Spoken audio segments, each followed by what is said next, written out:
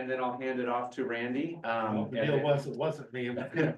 Well, we'll, so as Jim mentioned, this is the second installment of our regional focus presentations. So approximately every other board meeting, want to focus on a different county or city. In February, we focused on Jefferson County. And so today we're here to look at Mason County. So Randy, we can take it. Dan, that's backwards. There you go. Yeah. So we can jump in, or if you have anything that you would like to say about your county, what kind of makes Mason County unique, or would you like to set some context? I'll hit that. Sorry for the rest of you, but Mason County is the most awesome county in the state. The people are absolutely phenomenal. You're talking to a guy that ran away from home from California at 15. I moved to Mason County. They took me in and raised me as I lived in the woods with no power, no water. So I actually believe what I'm telling you. So the people that we are going to talk about are some of the greatest people you'll ever meet in your life, even if we are a little aggressive, a little over the top sometimes.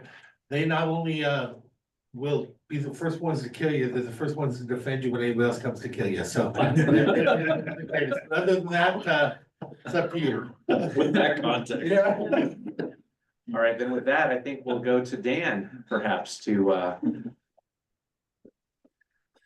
Okay, so let me. So, yeah, Mason is one of our 6 counties, as you know. Just to remind everybody, it's kind of in the middle of our jurisdiction. Most of us drive through it anytime we head north to Jefferson or Clallam. It's got, well, all that. Let me get to my next slide. I'm having an issue here. So we've got most of the people in Mason live in the lowlands or near the water. This is from the wildland urban interface overlay the county did a few years back. You can see where the population sits. That's the urban interface. To the west is mostly forest land, private timber, national forest and national park. It's a pretty dominant forestry history in the county. Some marine and fishing along the Hood Canal and Puget Sound, but it really is a two-sided county with the lowlands along the water and then the mountain and forest. As Odell might mention, the contours of Salish Sea, Hood Canal, Puget Sound really funnel air through, so we see some unique weather hitting there and some unique air quality concerns at times in Shelton especially, but up into Belfair and Tahuya as well.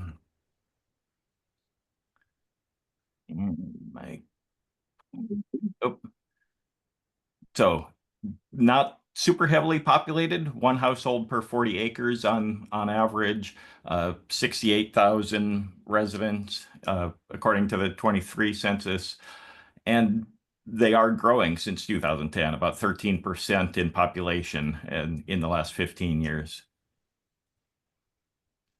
And again, the Olympic National Park sits on the far northeast corner, but the cities are down in the lowlands. We've been doing a lot of outreach and work with the county for many years. Really had some great opportunities myself the last 3 years of working with the schools. You can see some of the thank you cards that I'm thrilled to get. The little purple and pink art down at the bottom of the one is showing my inversion lab experiment that I think Emily used in her outreach last month as well. So it's great to be out there with the kids and getting good feedback and sharing information. We also are working with the local fire districts and the county on wildfire ready communities out with DNR and local fire districts. Randy's been to at least, I think, both of those that I was at in the past year. So lots of outreach and great community participation. And we also have air monitoring in the county, so I'll turn that over to Odell. Great. This is a beautiful picture of Dan. I think you took this. Is this Skokomish? This is the South Fork Skokomish. one of my favorite places to go hiking with my husband. So some of our favorite hiking is in Mason County and it's not that far away, so it's a great place to go. National Park, Browns Creek, that whole area is just. So we have been monitoring air quality in some way or another in Mason County since 1970. The first location was at Shelton City Hall, and what we were measuring there was total suspended particulate, which is all particles of whatever that stay in the air that don't fall out. But then also we were monitoring the particles that were big enough to be falling out of the sky. And the way that we did that was to put collection plates out and just, it was a sticky surface, and then whatever would fall or land onto it, we would weigh that every day, and that would give us the total fallout for the day.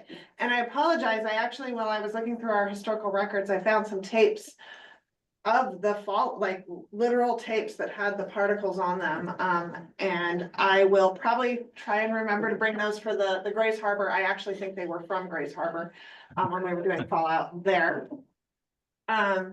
And then through the 70s, we just continued to measure the total suspended particulate. That was all particles of every size. And then in 1985, we moved to the South Mountain area, or I think we actually put an additional site in South Mountain, and I'm not even sure where South Mountain is. I don't know if Randy has any. So, but we put It's it south. It's a mountain in the south. We put a nephelometer in there and we're measuring PM 2.5 there. And then starting in 2001, we moved to Mason General Hospital and had a nephelometer there.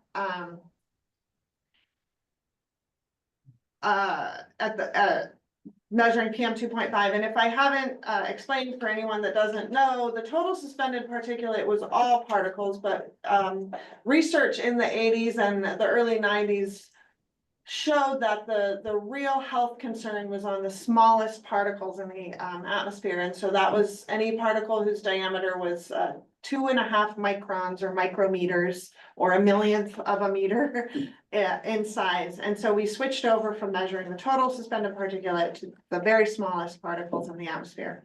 And then April 2011, we moved from Mason General Hospital was doing some remodeling. And so we needed to move our monitor. And we found a new home at the Shelton Fire Station. And so we have been there since 2011. And in 2019 and through 2020, we did a saturation study in Mason County where we put out additional purple air sensors in 3 additional locations throughout the county to verify how representative our Shelton Fire Station was. So I will, next slide, Dan. The results of our Mason County saturation study, this is May 2019 through April 2020. These are the daily PM 2.5 concentrations at all of the sites where we had a purple air sensor. And the top bar, you see that's the reference nephelometer. And then right below that is the purple air sensor that was co-located with it. And so what you want to see is those 2 bars looking almost identical, which they do. It's great. And then we also had sensors at the Timber Lakes Community Center, Belfair Fire Station up in the North County, and at Bordeaux Elementary that was on the hill up above, just to see if there was any differences in that elevation. And what you see is that for the most part, the fire station is representative of the other 3 sites spread across the county. When we see the yellow bars, that indicates moderate air quality. The dark green is very, very good, and the lighter green is what I call good plus. So it's that transition between good and moderate. But we used this data and determined that the Shelton Fire Station was representative of the air quality throughout the county. And even surprisingly, I had thought maybe the Bremerton site would be more representative of Belfair, and it was not. The Shelton Fire Station is still the air monitor to look to for county air quality. So next slide. And here's our 24 years of Mason County daily air quality index, which you can see from 2001 to 2024. What you'll notice is that most of our yellow-orange days happened in the winter, and that was much worse back in the early aughts. Then as you move down, you'll start to see some purple and red days pop up in the summer, and that you will probably all remember is due to our recent wildfire events. And the last couple of years, we've been spared the worst of that. We have seen a few moderate days from wildfire smoke, but for the most part, we've been spared those really bad days. So that is in large part due to our location relative to the ocean. We get a nice sea breeze that kind of pushes in and forms almost this bubble of protection around ORCAA's region. And so we tend to see that in most of our counties. So I think that is all I have on air monitoring and the history of air monitoring in Mason County. So back to Dan or Mike. I'm not sure. I think Dan. Dan, kick it off. Okay, so yeah, as you saw in those graphs, the yellow is mostly attributed to smoke and smoke from fires, whether it's indoor burning, outdoor burning, wildfires. Smoke is the number one source of particulate matter of PM 2.5 for us. Indoor burning has been a concern. Again, it's a forest country. It's a county built on the timber industry. And so people have ready access to firewood, which isn't a bad thing. But I think in 2016, I got approval from the state to expand our wood stove replacement program, the wood smoke reduction grant, to Mason County, Shelton area initially, and then in the last two cycles, the full county. But being able to offer residents of Mason County now all of our resources from that grant to take their old uncertified wood stoves out of circulation and put in new ones has been a great help for the community. I don't have the total numbers. I've been working on a report for the June board meeting on the entire history of the wood stove changeout program, so I'll share that with you there. But I want to say in the last 6 or 8 years, we've replaced well over 150 stoves in Mason County, maybe 200, which maybe doesn't sound like a lot, but that would account for about 40 tons of particulate matter a year being out of the airshed. Wildfire events are another source of concern. Fortunately, as Odell noted, the last couple of years haven't been bad, but we saw for the first time ever our Western Washington counties really get inundated in, I think 2017-18 were the bad years. And so we've been more aware of that. As I mentioned earlier, working with the county and DNR on their wildfire ready neighborhoods and getting that wildland urban interface work done to get the word out about how to respond to those events when they do occur. And that's really all ORCAA can do, is be a resource for information and monitoring, sharing. And then outdoor burning, and I'm going to let Mike jump in on that. All right, well, outdoor burning, actually, the next slide I'll talk to you a little bit. We basically, residential burning in Mason County is allowed without a permit. You can do up to a 4-foot pile. Of course, only natural grown vegetation on the parcel where it occurs. That's something that confuses people. You're not supposed to cut it somewhere and then move it. Otherwise, lots become like the burning lot, and we don't want that for the neighbors. We have an agreement with Mason County Fire Marshal that he issues, in this case, it could be he or she will issue the land clearing burn permits for the area, and then they will assist with as many of the complaints as they can do. So that helps us out quite a bit. We, however, do maintain the authority to do the violation writing if need be. Your current fire marshal up there, Randy, is really good. He works with us real well. So we appreciate that cooperation. And throughout the fiscal year 2025 so far, we've had 71 complaints that we have fielded, aside from the marshal. And and again, so we are up there helping the fire marshal out, and he helps us out, but they do all the permits for land clearing burns, but we get involved still, as you can see, with several of them because of that. So we also, sorry, I slipped my slide around. Next slide, Dan, please. We also require asbestos and demolition notifications for any demolition or asbestos work in the area. Asbestos is considered an air contaminant through a NESHAP federal program. So we are tasked with overseeing that, and we work with the Mason County Building Department as much as we can about, when they got demolitions and stuff. We go up there. We don't see a lot of notifications.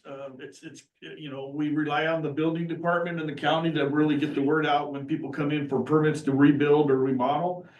But fiscal year so far, we've had 16 demolition notifications and 28 asbestos notifications in Mason County. Some counties are a lot more, we just need to continue to outreach with the county to help get the word out on that. We have a portal that people can enter Mason County without coming into the office. It's just, you pull up your computer, go to ORCAA, and it's a really easy step through process for all the notifications for the demolitions and asbestos, and it's used countywide. Dan has done a great job in setting that up. We will continue to work with the planning and permit departments to make better awareness so that I can see in the future those demolition numbers increasing. Especially as, people develop lots and they turn down old homes. The next thing that we do from a compliance standpoint is we go out to businesses. In Mason County, we have 67 businesses that we register, so 67 businesses that are emitting some different things, anywhere from VOCs to particulate matter that Odell was talking about. We inspect all 67 of them within at least every 2 years. Several of them are on a 1-year cycle. The very small ones are on a 2-year cycle. So last year we did 59 inspections in Mason County. We collected inventory where they supply us with how much material they're emitting. And we required that of the highest emitters in each county, and there was 11 sources in Mason County that we asked for that. What you're seeing here, I'm assuming, is Sierra Pacific Shelton. Used to be Simpson, downtown Shelton. And that is our one and only AOP source, our Title V source in Mason County. Is that a water treatment plant in the front? What are those 4 things? That is a very good question. It's not one of my sources, so I'm sorry. I should know that, but I have not been there, so I don't want to guess. No worries, keep going. Now, this is your Mason County fearless leader here, Randy. You can see him by the conveyor. We went and did a site inspection at Pacific Coast Fiber Fuels. So they get credit and props for allowing us to do a tour and an inspection at the same time. It's Ray is the one with the blue hat and blue coat. He's the manager out there. He's been out there ever since the facility was built, which was somewhere in the neighborhood of 2007 or 8, I think, somewhere like that. He's been there a long time. And he's always been there. He's been really good. We had problems in the beginning, but he's worked with us and we got them all resolved. This emission source here that we looked at, it has efficiency cyclones. It has a combustion source on site that we inspect, particulate. And again, it's been a great site to go to have a tour, because Ray was I think Randy would agree, it's very interesting to see how they take those wood chips and make a little pellet out of it. Very informative. We were also accompanied by our attorney, Jeff Myers, to learn some about this, and then Mark Ziegler from the city of Shelton. It was really nice to have that. And that is what we do in the compliance section. Now I'll turn it over to Jeff, I think, for questions and discussion. So yeah, just a summary, a little bit of some of the work that ORCAA does around in Mason County. Randy, thank you. I know we're on the agenda for the Mason County Board of Health presentation on May 27th. So looking forward to, again, sharing this information with the Board of Health. Next up for our regional focus presentations is going to be Grace Harbor.